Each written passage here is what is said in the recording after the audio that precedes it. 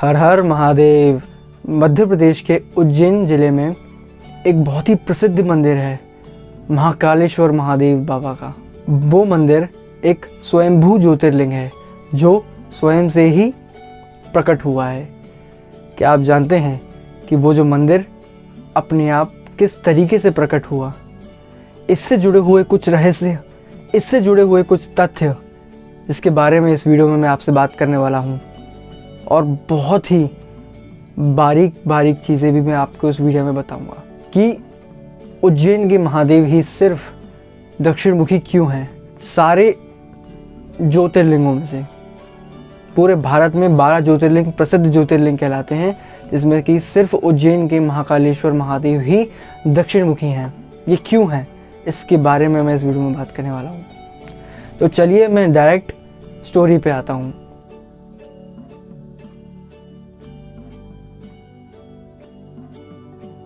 महाकालेश्वर महादेव बाबा से जुड़ी हुई कुछ रोचक कहानी है, जिसमें कि सबसे रोचक एक कहानी है, सबसे प्रचलित एक ही कहानी है। एक बार दूषण नाम का राक्षस ने अपनी एक सेना बनाई और वो शहरों गांवों को पूरी तरीके से नष्ट करते हुए चलते जा रहा था।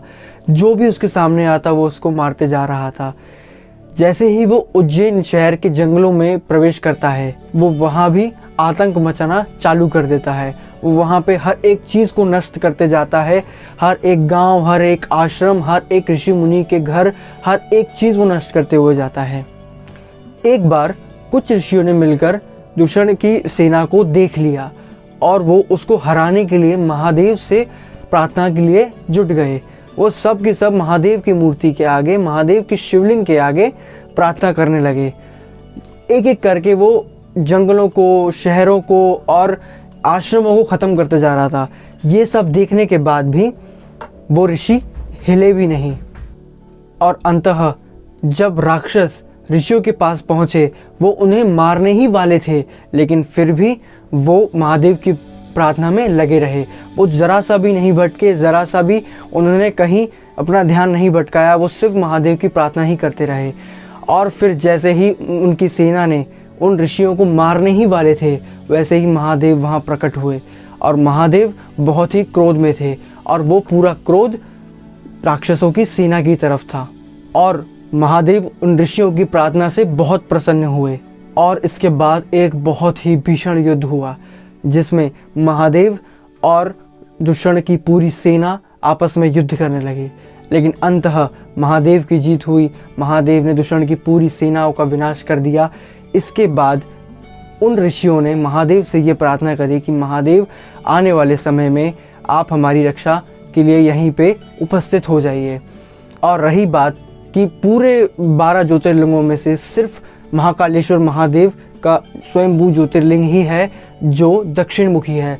वो इसलिए है क्योंकि महादेव स्वयं मृत्यु के देवता हैं और वो वहाँ पे प्रकट भी सिर्फ इसीलिए हुए थे कि दूषण और दूषण की पूरी सेना का विनाश कर सकें। और ऐसा माना जाता है कि आदमी के मृत्यु के समय ही सिर्फ उसका मुख दक्षिण दिशा की ओर ही रखा जाता है।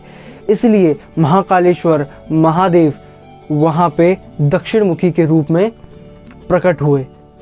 तो ये थी उज्जैन की कुछ प्रसिद्ध कहानी, महाकालेश्वर महादेव बाबा की कहानी। और ही उज्जैन में और भी कई प्रसिद्ध मंदिर हैं। उसमें कि सबसे पहले चिंतामण गणेश, जो कि स्वयं श्री गणेश जी का है। दूसरा हर सिद्धि माता, जो कि माता पार्वती जी का है। तीसरा काल भैरव, जो कि महादेव के रूप काल भैरव जी का है। तीसरा नागचंदेश्वर, जो कि बहुत ही खास है। ये पूरे साल में सिर्फ एक ही दिन खुलता है, नाग पंचमी वाले दिन। तो ये था तीसरा ज्योतिर्लिंग, जिसके बारे में मैंने आपको सब कुछ बताया। इसी वीडियो के डिस्क्रिप्शन में मैं आपको महादेव ज्योतिर्लिंग के सारे ज्योतिर्लिंग के बारे में जो प्लेलिस्ट है वो मैं नीचे डाल दूंगा। आप वहाँ जाके देख सकते हैं। मैंने सारे एपिसोड्स में कवर कर रखा है। ये 3rd एपिसोड था। 4th, 5th, 6th पूरे 12 तक एपिसोड आएंगे, जो कि आपको उसी प्लेलिस्ट में मिल जाएंगे। तो कहिए हर हर महादेव।